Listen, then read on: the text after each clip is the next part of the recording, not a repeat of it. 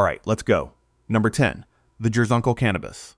In 2019, a team of archaeologists led by Yimin Yang at the Chinese Academy of Sciences published a paper in Science Advances that quietly rewrote the history of one of the most familiar drugs on Earth. Working at the Jerzonal Cemetery, a windswept burial ground perched in the Pamir Mountains of western China, they had recovered something that shouldn't have been there. Inside a cluster of small wooden braziers buried with the dead approximately 2,500 years ago lay charred stones, dark with organic residue. Chemical analysis revealed what those stones had once held: cannabis, burned cannabis. And the molecular profile was unlike anything that should have existed at that point in human history. The THC concentrations were elevated far beyond what wild cannabis populations typically produce. The plants smoldered in those braziers around 500 BCE were already psychoactively potent, in a way that suggests either deliberate cultivation, deliberate selection, or knowledge of which wild strains carried the strongest effects. None of these explanations are comfortable. Each implies a sophistication of botanical understanding that scholars had not previously assigned to the communities buried at Jerzonal. The braziers themselves were small, portable, built for one purpose: heat stones until they glowed, place the cannabis on top, inhale the rising vapor in an enclosed space. This is among the direct physical evidence anywhere on Earth of cannabis being smoked rather than eaten. The distinction matters. Eating cannabis produces slow, diffuse effects. Inhaling concentrated vapor from heated stones produces something else entirely. A rapid, overwhelming alteration of consciousness, designed to be felt immediately and felt completely. And the braziers were not alone in those graves. Alongside them, the excavators recovered an angular harp, in a high-altitude burial, beside vessels engineered to fill a small space with potent psychoactive smoke.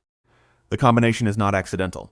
The people buried at Jerzonal were sent into the earth with the apparatus for sound and the apparatus for vision, arranged together as though the two were components of the same machine. Music and smoke, vibration and trance. Whatever was happening in those mountains 2,500 years ago, it was not casual consumption. It was choreographed. The Pamir Mountains sit at the intersection of trade routes that would later become the Silk Road.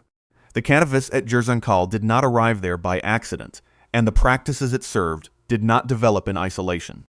Yang and his colleagues proposed that the high-altitude location may itself have been part of the ritual logic. Mountains as places of contact with something beyond ordinary experience. Funerary ceremonies conducted at the boundary between earth and sky, amplified by smoke that dissolved the boundary further. What makes the Jerzonal discovery particularly unsettling is what it implies about everything that came before it. If cannabis with elevated THC content was already being burned in ritual braziers in 500 BCE, the selections and process behind those plants must have begun centuries earlier, possibly millennia earlier. The Jerzonal evidence is not the beginning of something. It is a snapshot of a practice already mature, already refined, already integrated into the most solemn moments of human life. The death rite, the crossing. The charred stones recovered from those braziers still carry faint traces of resin when handled in the laboratory. 2,500 years after the fire went out, the chemistry persists. The people who lit those stones, who played that harp, who gathered in whatever small structure contained the smoke, are gone. Their language is gone. Their understanding of what they were doing and why is gone. What remains is the apparatus itself, recovered from frozen ground, and the molecular signature of a plant that had already been bent toward human purposes, long before anyone thought to write down what those purposes were. The Jerzonal braziers are the oldest confirmed evidence of smoked cannabis ritual on record. They are almost certainly not the oldest instance of it. They are simply the oldest one that survived. Number 9. The Pituri trade and the chemistry that should have killed its users. In 1861, the surviving members of the Burke and Wills expedition, starving on the banks of Cooper Creek in central Australia, were kept alive for weeks by the Yandruwandha people. Among the foods and substances offered to the dying explorers was a dark green chewed wad that the locals carried tucked behind their ears. The Europeans, in their journals, called it a kind of tobacco. They were wrong. What the Yandruwandha had given them was Pituri, and Pituri had been moving across the Australian continent in organized trade networks for longer than any civilization in Europe had existed. The substance itself is a preparation of Duboisia hopwood, a shrub native to the arid interior. The leaves are dried, sometimes roasted, then mixed with the ash of specific tree species and chewed into a compact plug. The plug is parked between cheek and gum, or stored behind the ear when not in use, slowly releasing its alkaloids through the mucous membranes. The active compounds are nicotine and scopolamine. Nicotine in the concentrations present in Duboisia hopwoodi is a stimulant capable of killing an adult human at a few hundred milligrams. Scopolamine is the same deliriant deployed in 20th century truth serum experiments, capable of producing complete dissociation, amnesia, and waking hallucinations indistinguishable from external reality. A miscalculated dose of either compound is lethal. Pituri contains both. And yet, for thousands of years, Aboriginal Australians chewed it without dying. The geography of the trade is the first staggering fact. Duboisia hopwoodi grows in commercial concentrations only in a narrow band of country in what is now southwestern Queensland and the eastern margins of the Northern Territory. Source regions. Finished Pituri moved outward along trade routes that crossed deserts, salt pans, and stone country, reaching peoples in South Australia, Western Australia, and beyond. The total span of the network exceeded 2,000 kilometers. Researchers studying the routes have identified hand-to-hand exchange chains that link communities who never met each other, passing the substance through intermediary groups in exchange for ochre, grinding stones, shells from coasts the source communities had never seen. This is one of the oldest documented long-distance trade networks on Earth. It predates the Silk Road by millennia. It predates the Mediterranean copper trade. It predates writing. But here's where the standard explanation fails. The chemistry of Pituri preparation should not work. Duboisia hopwoodi, harvested at the wrong time of year, or from the wrong population of plants, contains nicotine in concentrations that would kill the chewer within hours. Yet the Aboriginal proprietors selected source populations with specific alkaloid profiles, harvested at specific seasons, and combined the leaves with ash from specific tree species. The ash is not filler. The alkaline chemistry of the ash alters the way nicotine and scopolamine cross the membranes of the mouth, modulating uptake, shifting the balance between the two active compounds, and in ways that modern pharmacology is still working to decode, rendering a lethal plant into a controlled stimulant. Different ash species produce different effects. Some preparers used acacia, others used specific eucalypts. The choice was not arbitrary. The choice was the difference between a working dose and a corpse. No one knows how this knowledge was acquired. There is no written record of the experimentation. There is no margin for trial and error with scopolamine. A wrong ash, a wrong leaf, a wrong ratio, and the chewer enters a deliriant state from which they may not return. And yet the recipes were standardized across thousands of kilometers, preserved across uncounted generations, traded as finished product by people who understood exactly what they were handling. The Burke and Wills journals describe the explorers chewing the substance offered to them and feeling their hunger and exhaustion temporarily lift. They did not understand what they had been given. They did not understand that the small green plug behind a stranger's ear represented a pharmacological tradition older than agriculture, refined by a continent of chemists, working without laboratories, without literacy, without any of the tools modern science considers prerequisite for the manipulation of alkaloid chemistry. The plants still grow in the arid interior. The ash trees still stand. The recipes in the communities that still hold them are still spoken. Number 8. Nordic henbane mead. In a waterlogged oak coffin in the cold soil of Denmark, archaeologists recovered a birch bark bucket. Inside it, sealed by the same anaerobic conditions that had preserved the woolen clothing and golden ornaments of the Nordic Bronze Age dead, was a residue of dark amber liquid. The bucket had sat undisturbed for roughly 400 years. The drink it once contained, reconstructed by Danish researchers through residue analysis published in the 2010s, was a fermented mixture of honey, wheat, cranberry, and lingonberry. A sweet, dense northern mead, the kind of drink one might expect at a feast or a funeral. Then the chemists identified the last ingredient, henbane. Hyoscyamus niger is not a recreational plant. It is a deliriant of the nightshade family, a botanical weapon containing scopolamine and hyoscyamine in concentrations that vary unpredictably from plant to plant. At low doses, it produces hallucinations, slurred speech, and a dissociative detachment from reality. At moderate doses, it produces visual phantoms, the sensation of flight, and a complete inability to distinguish dream from waking. At higher doses, it produces aggression, seizures, cardiac collapse, and death. Modern toxicologists treat henbane poisoning as a medical emergency. Bronze Age brewers, working with no analytical chemistry and no standardized dosing, were folding it into mead and serving it to mourners. The implications expand the moment one considers who was buried with these vessels. The residue was identified in burials from the broader Egdvid Girl era, the same cultural horizon that produced one of the most famous bog finds in European archaeology. These were not marginal individuals. They were elite dead, interred with woolen garments, bronze and amber, surrounded by the markers of status. The drink in the birch bark bucket was part of the ceremony that sent them into the ground. But here's where the conventional explanations fail. Henbane is not a beverage ingredient. No culture that understands a plant adds it to mead by accident. The Nordic Bronze Age brewers who folded Hyos Cannabis into honeyed wheat liquor knew exactly what they were doing. They had selected it. They had measured it, however crudely. They had decided that a drink served at the threshold between life and death required a compound that erased the boundary between the two. The residue is not a contaminant. It is a recipe. What that recipe was for remains the question that has haunted Scandinavian archaeology since the analysis was published.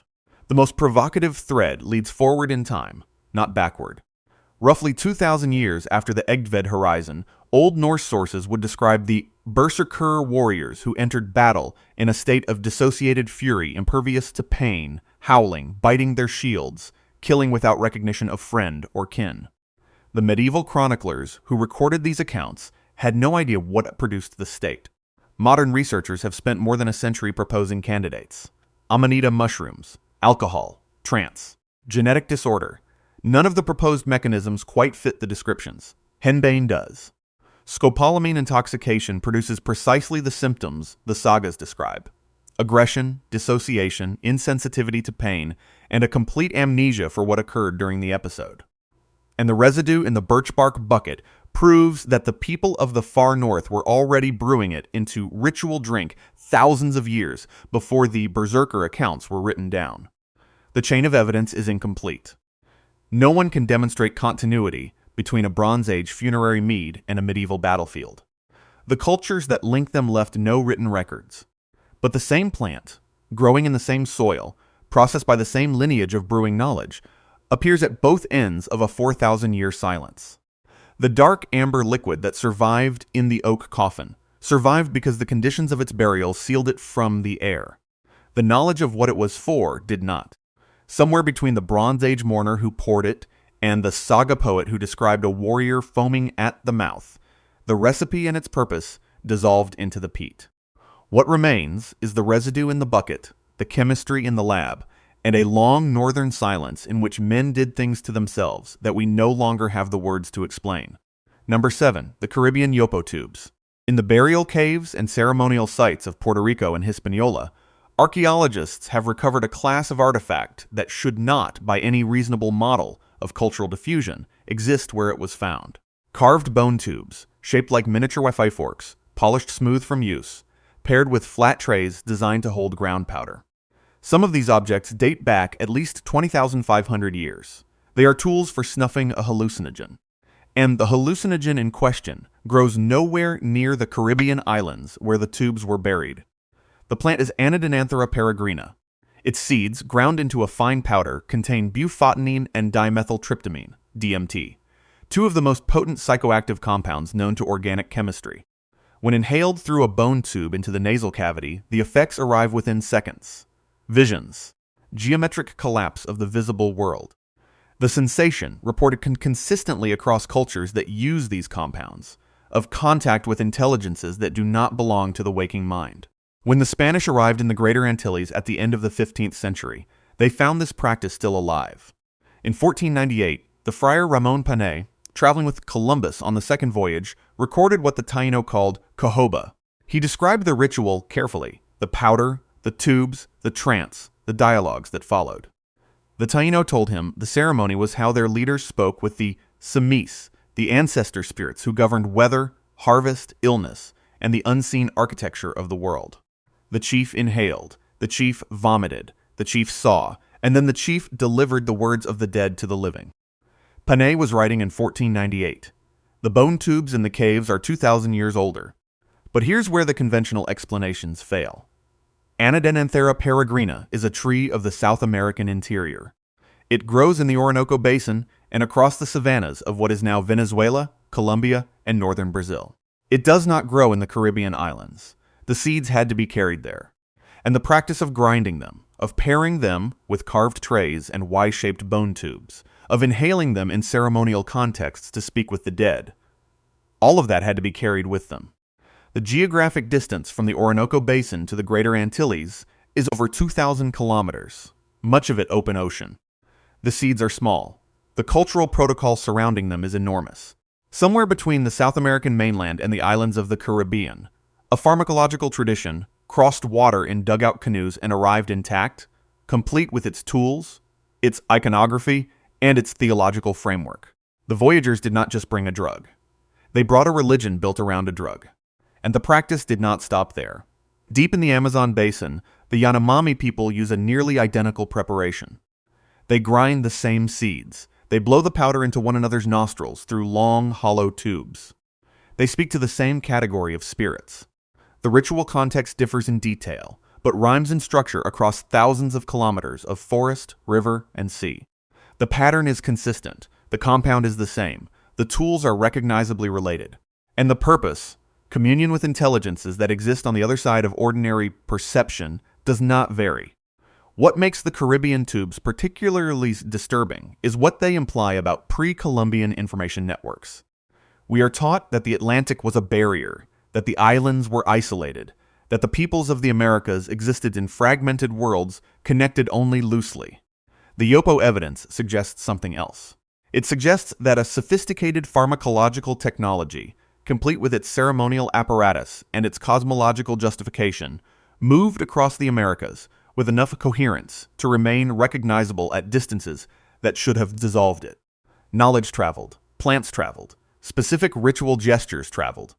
The tubes are physical proof of a continental conversation that left almost no other record. The seeds had to be replenished. Somewhere, voyages were being made back to the mainland, into the interior, to the trees themselves, and the supply lines were stable enough to sustain the practice for 2,000 years before Panay ever wrote the word Cohaba. Those voyages are undocumented. The navigators are nameless. The route is gone. What remains is a small Y-shaped piece of carved bone, polished by a human nostril, resting in a museum drawer. It is evidence of a journey no one recorded and a conversation with the dead that lasted longer than most empires. Number 6. The Scythian cannabis tents. In the 5th century BCE, the Greek historian Herodotus recorded a description of a people he found both terrifying and fascinating. In Book V of the Histories, he wrote of the Scythians, the nomadic horse warriors of the Eurasian steppe, who gathered inside small hide tents, threw cannabis seeds onto red-hot stones, and inhaled the resulting vapor until they emerged, in his words, howling with joy. For over 2,000 years, this passage was treated by classical scholars as exactly the kind of lurid embellishment Herodotus was famous for. He was, after all, the same historian who reported giant gold-digging ants and one-eyed men in the north. The cannabis tents were filed alongside the marvels. Interesting, vivid, almost certainly invented. Then the ground gave up its evidence. In the mid-20th century, Soviet archaeologist Sergei Rudienko began excavating a series of burial mounds in the Altai Mountains of southern Siberia, in a region known as Pazyryk. What he uncovered was extraordinary. The mounds, sealed by permafrost almost immediately after construction, had preserved their contents with a fidelity that no other Iron Age site on Earth could match. Wooden chariots survived intact.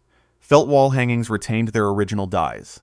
And inside the burial chambers lay the bodies of Scythian elites, their skins still bearing the elaborate tattoos of stags, griffins, and predatory cats that had marked them in life. The frozen tattooed Mazalfiqrik were a window into a culture that had otherwise left no written records of its own.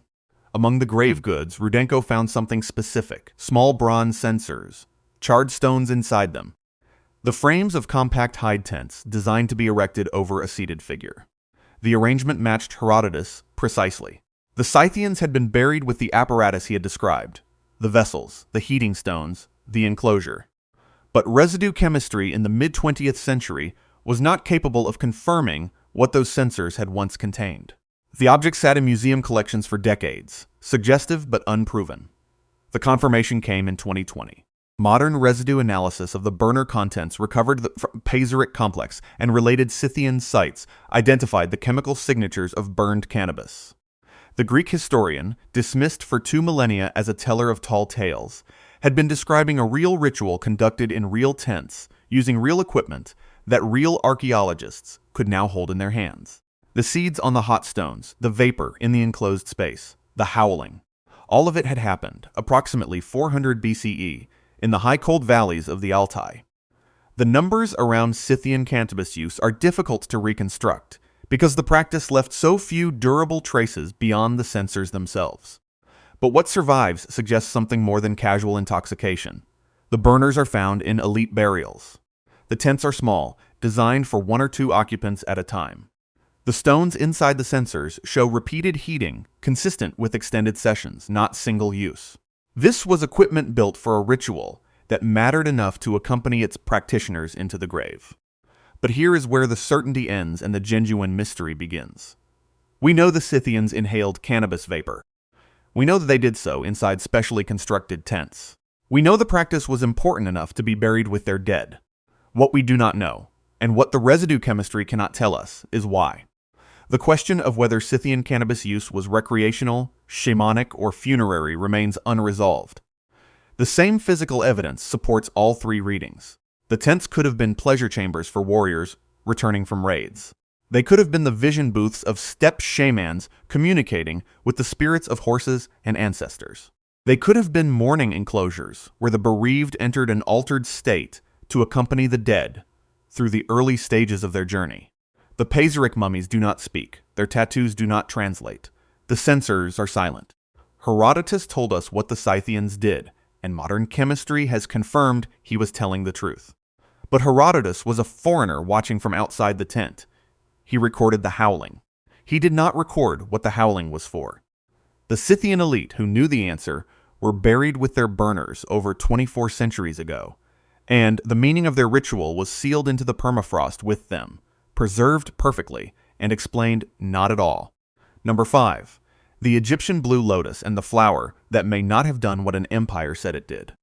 In the painted tombs of Thebes on the limestone walls of Saqqara, in the funerary papyri sealed beside mummified nobles for 3,000 years, the same flower appears again and again, held to the nose of a queen, floating in the wine cup of a banqueting official, cradled in the hands of the dead, offered to gods, twisting through the borders of the Book of the Dead like a botanical signature pressed into the margins of Egyptian eternity. The flower is Nymphea cerulea, the Egyptian blue lotus, and no plant in the ancient Mediterranean world received more visual reverence. Its sky-blue petals radiating from a yellow center became one of the most repeated motifs in human art. For 2.5 millennia, an entire civilization wove this single flower into its theology of death, its iconography of pleasure, and its rituals of transformation. And then modern pharmacologists tested it. The chemistry is real but modest. Nymphea cerulea contains apomorphine, a compound that acts on dopamine receptors, and nuciferine, an alkaloid with mild sedative and mood-altering properties. Soaked in wine, the preparation method most often inferred from tomb scenes, showing the flower submerged in drinking vessels, the alkaloids extract into the alcohol and become bioavailable. The effects by every modern measurement are gentle, a soft sense of euphoria, a loosening of the body, mild sensory warmth. Nothing comparable to mescaline, nothing comparable to ergot, nothing comparable to the bone-shaking dissociations produced by the substances cataloged earlier in this list. Volunteers in controlled studies describe the Blue Lotus experience as pleasant, faintly dreamlike, easily overlooked. It is, in the language of modern pharmacology, a mild psychoactive. This is the problem. Because the Egyptians did not treat it as mild, they treated it as cosmic. The flower appears in the resurrection iconography of the Book of the Dead, where the deceased is sometimes shown emerging from a blue lotus blossom at the moment of rebirth. It appears at the elite banquets of the New Kingdom, where servants are depicted pressing it directly to the nostrils of seated guests, an unmistakable gesture of inhalation as ritual. It appears in erotic contexts, twined into the iconography of fertility and union. It appears in offering scenes to Ra, to Osiris, to Hathor. A flower with the pharmacological profile of a mild aperitif was treated by one of the longest-lived civilizations in human history as a gateway between worlds. Either the Egyptians were wrong about their own flower, or we are wrong about what they were doing with it. The pivot here is uncomfortable, because it cuts against the pattern this list has been building. The Scythian tents contained smoke, strong enough to make warriors howl. The Chavin galleries channeled mescaline through stone. The kykeon carried ergot alkaloids. In every previous entry, modern chemistry has confirmed or amplified what the ancient sources claimed. Blue Lotus inverts the relationship. The ancient sources claim transcendence. The chemistry claims a pleasant evening. But here's where the question becomes genuinely difficult. We do not know how the Egyptians prepared it. The tomb paintings show the flower steeped in wine, but they do not show duration. They do not show ratios. They do not show whether the wine itself was a base for extraction over weeks or months, whether multiple flowers were concentrated into single vessels, whether the preparation was combined with other plants whose residues have not survived. The flower depicted at banquets may have been the decorative end stage of a preparation process that began in temple workshops we have never excavated. The casual sniff of a blossom in a painted scene may represent the final ceremonial gesture of a pharmacological pipeline whose earlier steps left no visible trace. Modern tests use modern flowers, modern wine, modern dosing. The Egyptians had 3,000 years to refine the recipe. There is also the possibility that the flower's potency was never the point. That the blue lotus functioned the way incense functions, the way sacramental bread functions, the way a sip of consecrated wine functions in churches that have nothing to do with intoxication. A mild psychoactive in a culture that believed flowers carried the breath of gods may have needed to do very little chemical work to do enormous spiritual work. The setting, the iconography, the accumulated weight of ritual context may have transformed a gentle compound into something the participants experienced as revelation. Pharmacology measures molecules. It does not measure meaning. What makes the Blue Lotus particularly unsettling is what it implies about every other entry on this list. If a civilization can build a theology of transcendence around a substance whose chemistry is mild, then chemistry alone cannot tell us what any of these substances actually did inside the minds of the people who used them. The residue tests can confirm what was present. They cannot confirm what was experienced. The Scythian howls, the Eleusinian visions, the Chavin transformations, all of them filtered through human nervous systems shaped by belief structures we will never reconstruct. The blue lotus still grows. Its petals still open in the morning and close at dusk. Botanists cultivate it in glass houses across Europe and North America, and the flower behaves exactly as it did along the Nile. The pharmacology has not changed. What has vanished is the civilization that knew what to do with it. Number 4. The Tiwanaku snuff trays. The chemistry of a vision recovered from a mummy bundle. In 2022, archaeologist Jose Capriles at Penn State University published a study in the Proceedings of the National Academy of Sciences that did something previous work on Andean psychoactives had only gestured toward. His team performed mass spectrometry on the contents of a leather ritual bundle recovered from Cueva del Chileno, a high-altitude rock shelter in southwestern Bolivia. The bundle was approximately 1,000 years old. Inside it, alongside carved wooden tablets and bone tubes, were chemical traces of at least 5 psychoactive compounds simultaneously. Among them were dimethyltryptamine, bufotenine, and harmine. To anyone familiar with modern psychedelic pharmacology, that combination is staggering. Dimethyltryptamine, DMT, is one of the most powerful hallucinogens known to science. Taken orally, it does nothing. The human gut contains enzymes called monoamine oxidases that destroy it before it can reach the brain. To make DMT orally active, it must be combined with a monoamine oxidase inhibitor, a chemical that switches off those enzymes long enough for the DMT to cross into the bloodstream. Harmine is exactly such an inhibitor. The same chemistry forms the basis of ayahuasca, the Amazonian brew that has drawn international attention over the last several decades as a frontier of consciousness research. The Tiwanaku ritualists were practicing that chemistry 500 years ago. The Tiwanaku culture flourished in what is now Bolivia from roughly 500 CE onward, centered on the southern shore of Lake Titicaca at altitudes exceeding 3,800 meters. their stone architecture at the site of Tiwanaku itself, including the Gateway of the Sun and the sunken Colosseum platform, ranks among the most sophisticated pre-Columbian construction in South America. But the artifacts that interest us here are smaller. Carved wooden tablets, palm-sized, often rectangular, with one face hollowed into a shallow tray. Their other surfaces bear iconography rendered with extraordinary precision. Felines with bared fangs, condors mid-stoop, anthropomorphic figures with rayed headdresses and staring eyes. The same visual vocabulary that appears on the monumental architecture appears on the trays. The cosmology and the chemistry were carved from the same wood. Accompanying the trays were bone-snuffing tubes. The user would grind the prepared powder onto the tray's flat surface, insert one end of the tube into a nostril, and inhale. The compounds bypass digestion entirely. Within seconds, the visions began. The bundles themselves were buried with their owners, wrapped in leather, tucked into rock shelters or mummy assemblages, sealed for centuries in the dry Andean air. That preservation is what allowed Capriles and his team to recover not just the objects, but the molecules. The Cueva del Chileno bundle wasn't an isolated find. Similar trays, similar tubes, similar residues have surfaced across the Tiwanaku heartland and along the trade corridors that connected the highlands to the eastern lowlands. But here's where the chemistry becomes genuinely disturbing. None of the plants known to produce henbane grow at Tiwanaku altitudes. The vines that yield it, primarily species of Banisteriopsis, are lowland Amazonian flora. DMT-bearing plants likewise grow in tropical zones thousands of feet below the altiplano. The bufotenine source is debated, with candidates ranging from Anadenanthera tree seeds to amphibian secretions. What this means is unavoidable. The Tiwanaku ritualists were assembling a multi-compound psychoactive blend whose ingredients had to be transported across radically different ecological zones, carried up from rainforests through cloud forests into thin Andean air, and combined in specific ratios that produced reliable pharmacological effects. The exact botanical sources of the blend remain debated. The chemistry is settled, the recipe is not.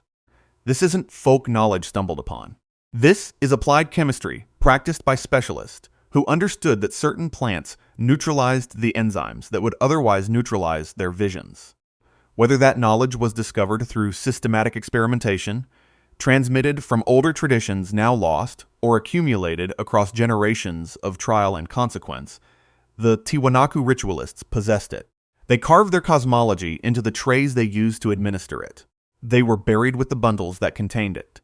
What the visions showed them, what the felines and condors carved into the wood meant to the person inhaling beneath them, what the priests of Tiwanaku believed they were communing with as the Harmon opened the gate and the DMT walked through it. None of that survived. The molecules survived. The art survived. The intention slipped away with the last breath of the last initiate, sealed into a leather bundle in a cave above the lake, waiting for a mass spectrometer to find it 1,500 years later. Number 3. The Kykeon of Eleusis, the drug that built Western philosophy. For nearly 2,000 years, the most important religious ceremony in the ancient Mediterranean world was a secret. From approximately 1500 BC until the Roman Emperor Theodosius shut it down in 392 AD, initiates traveled to the small town of Eleusis, 14 miles northwest of Athens, to participate in rites so sacred that revealing their contents was punishable by death. The penalty was not metaphorical. Initiates were sworn to silence on pain of execution, and the threat held for 2 millennia. Across 20 centuries of continuous practice, involving hundreds of thousands of participants drawn from every social class of the Greco-Roman world, almost nothing of what happened inside the telesterion was ever written down. What we know is fragmentary. Initiates fasted. They walked in procession from Athens along the sacred way. They drank a substance called the kykeon.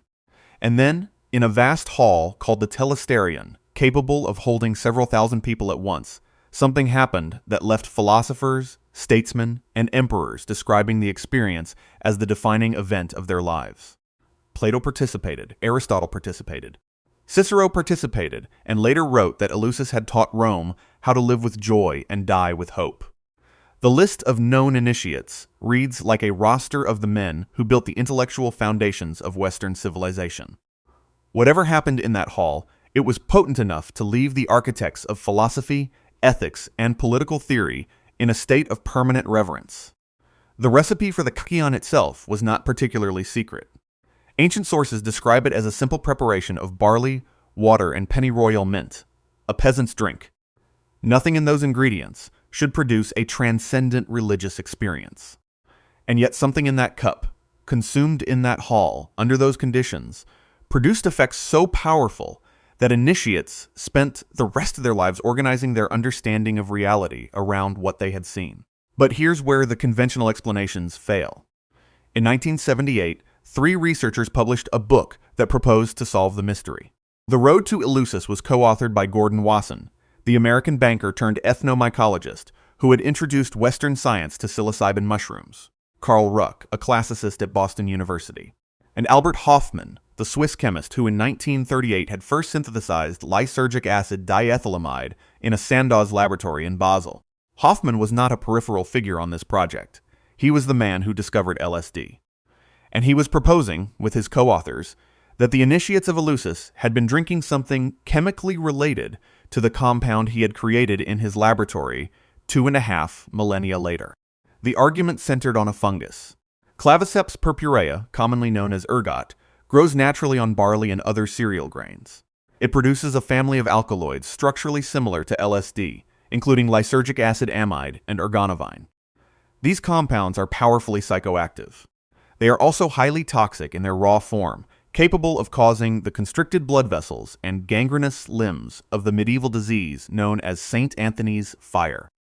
But Hofmann demonstrated, through laboratory analysis, that the psychoactive alkaloids could be separated from the toxic ones, using nothing more sophisticated than water. The priests of Eleusis, working with barley grown in the fields of the surrounding plain, would have had access to ergot-infected grain as a matter of routine agricultural reality. A controlled water extraction would yield a clear, drinkable liquid containing the visionary compounds without the poisons. The implications are staggering. If Hofmann was correct, the foundational religious experience of the classical world was a chemically induced psychedelic state, engineered with sufficient pharmacological precision to be reproduced safely across 2,000 years of continuous practice. The philosophers who shaped Western thought were not theorizing from the outside about transcendence. They had drunk it. They had seen it. Plato's theory of forms, the perfect realities standing behind the imperfect world of appearances, was developed by a man who had spent a night in the Telesterion under the influence of an ergot extract. The Republic, the Symposium, the Phaedo. The dialogues that established the intellectual vocabulary of the West were written by an initiate. The ergot hypothesis is not universally accepted. Some classicists argue that the visions of Eleusis were produced by fasting, exhaustion, choreographed light and sound effects in the Telesterion, and the overwhelming psychological pressure of a ritual whose contents had been hidden for centuries. The chemical evidence is, by the nature of the rite, almost impossible to recover. No barley residue from the kykeon cups has survived. No priestly recipe book was ever written. The secrecy that protected the mystery for 2 millennia has protected it from us as well. What remains undisputed is the shape of the absence. Something happened in that hall. Something powerful enough to silence Plato about its contents and to leave Cicero writing about it 40 years after his initiation as the most important thing Rome had ever borrowed from Greece. Whatever the kykeon contained, the men who drank it walked out and built the world we still inhabit. Number 2. Chavin de Huantar and the engineered architecture of the trip. High in the Peruvian Andes, at an altitude of 3,180 meters in a narrow valley between 2 mountain ranges, there sits a complex of stone galleries that predates the Inca Empire by more than 2,000 years. The site is called Chavin de Huantar. Construction began around 1200 BCE, during a period when most of the world's surviving monumental architecture was still being imagined. The Greeks had not yet written the Iliad. Rome would not be founded for another 4 centuries. And in a remote Andean valley, a culture whose name we do not know was already building one of the most sophisticated psychoactive environments ever constructed by human hands. The substance at the center of Chavin's ritual life was the San Pedro cactus, Echinopsis pachanoi, a tall columnar plant that grows wild across the Andean highlands.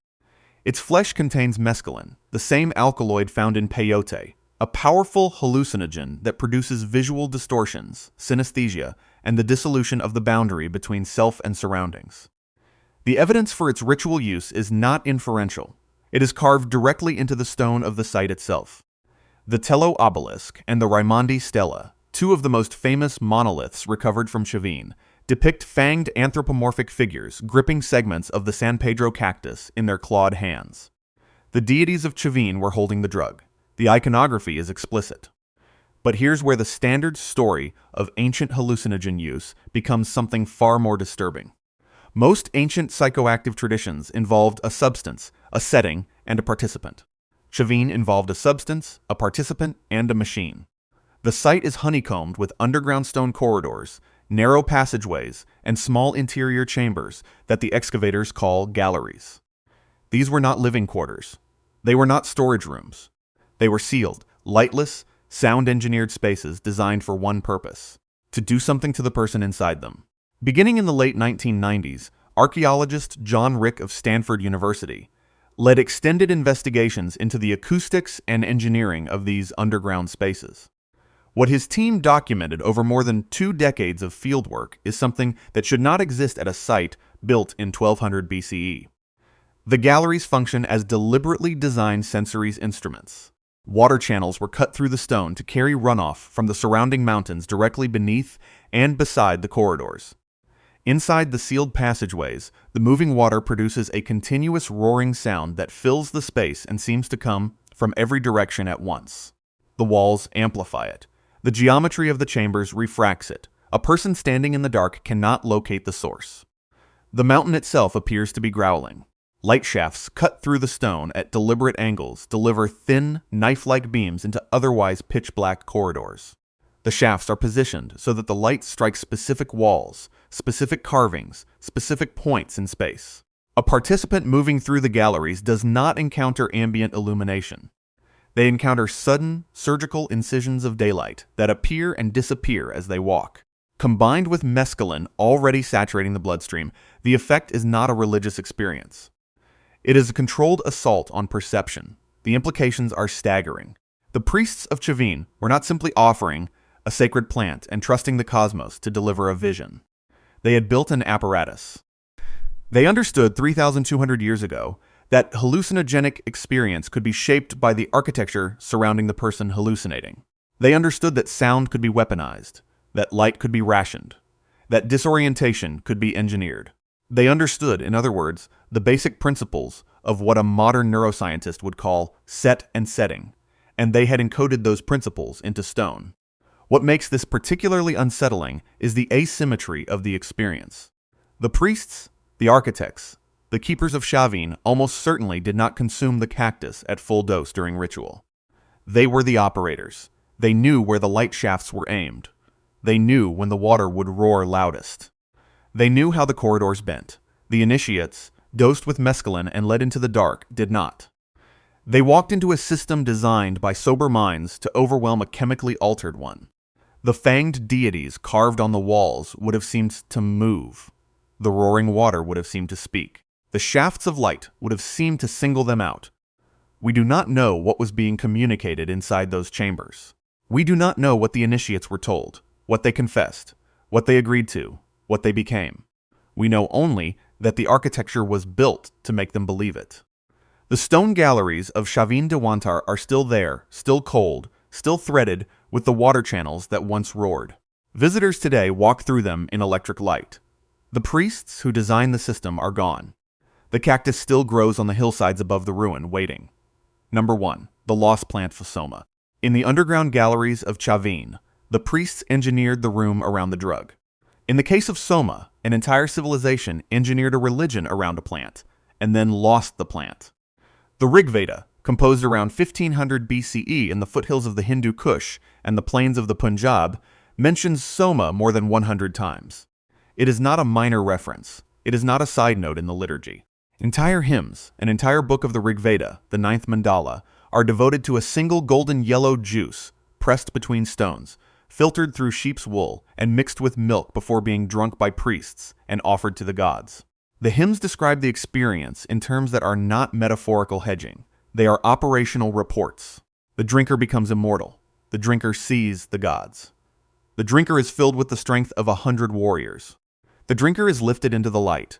One hymn states it plainly. We have drunk Soma. We have become immortal. We have arrived at the light. We have found the gods. The ritual was the center of Vedic religion for centuries. Sacrifices were organized around it. Priesthoods were defined by who was permitted to prepare it. The plant was harvested in mountains, transported to the ritual ground, washed, pounded between two pressing stones, and strained through wool until the juice ran clean and gold. The procedure is described in such detail that a competent botanist with the right plant in hand could reconstruct it tomorrow. There is only one problem. Nobody knows what the plant was. This is the part that should not be possible. A civilization wrote down the recipe. It wrote down the color, the texture, the method of preparation, the time of harvest, the geography of the mountains where it grew. It wrote down the effects in clinical detail across hundreds of hymns. And somewhere between the composition of the Rig Veda and the consolidation of classical Hindu ritual, 1,000 years later, the identification was lost. By the time the later Brahmanas were being written, priests were already substituting other plants.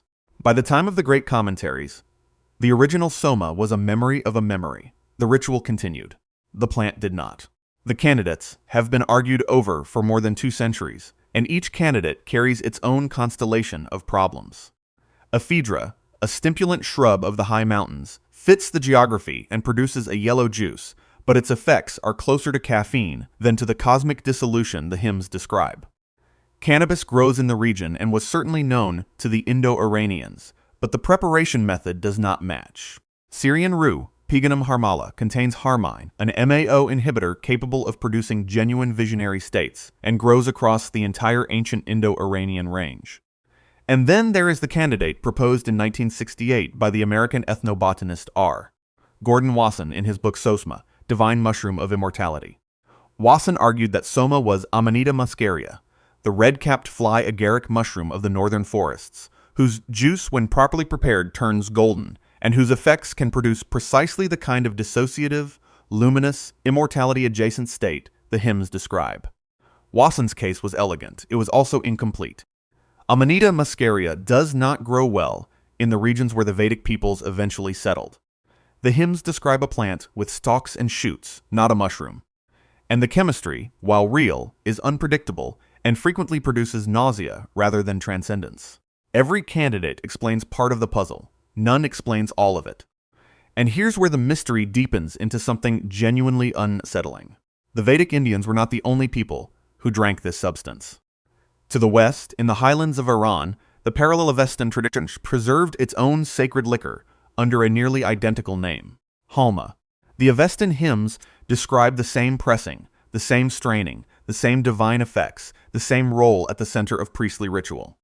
The Indo-Iranian peoples, before they split into the populations that would become the Vedic Indians and the Zoroastrian Iranians, shared a single ritual substance. The linguistic root is the same, the procedure is the same, the theology is the same, which means the plant was already being used, already being pressed between stones, already being mixed with milk before the two cultures separated. That places the origin of the Soma ritual somewhere in the deep prehistory of the Eurasian steppe 2,000 years or more before the Rig Veda was composed. Possibly much earlier.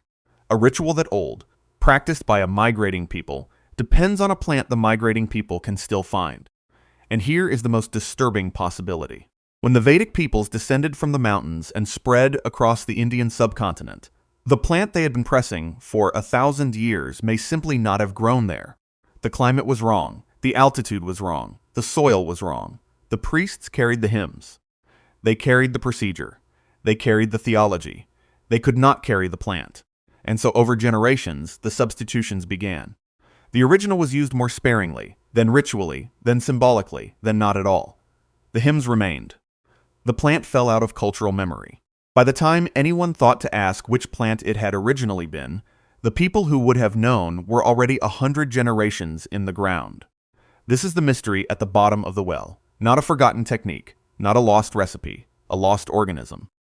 A specific species of plant that an entire civilization considered to be the physical substance of immortality, pressed in golden light, filtered through wool, drunk to see the gods, and which may now exist only as a phantom shape in the negative space of 1,000 hymns.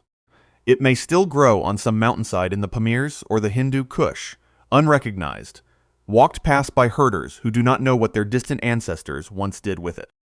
It may be extinct. It may be sitting in a herbarium drawer in St. Petersburg or Kew, mislabeled, waiting to be identified. The hymns are still there. The pressing stones have been excavated.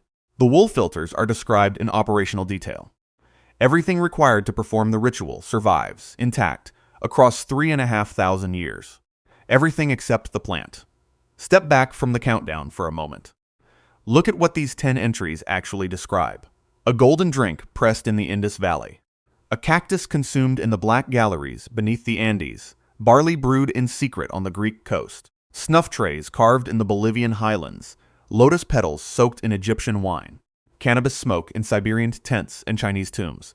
Bone tubes in Caribbean caves. Henbane in a Bronze Age cup in Denmark. Chewed leaves carried across the Australian interior. The evidence spans at least 10,000 years of human prehistory and reaches every inhabited continent on the planet. The substances differ. The impulse is identical. Across cultures that never met. Across languages that share no roots. Across landscapes separated by oceans and ice sheets and entire geological epochs, human beings reached for the same thing. They altered their own consciousness, deliberately, repeatedly, ritually. They did it for healing.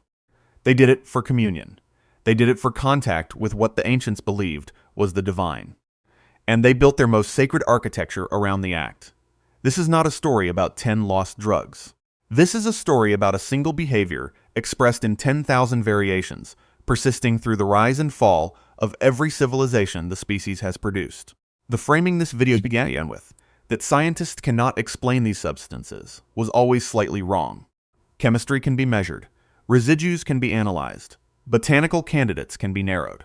The substances themselves are not the deepest mystery. The continuity is. Why this impulse appeared everywhere humans appeared. Why it predates writing, predates cities, predates agriculture itself.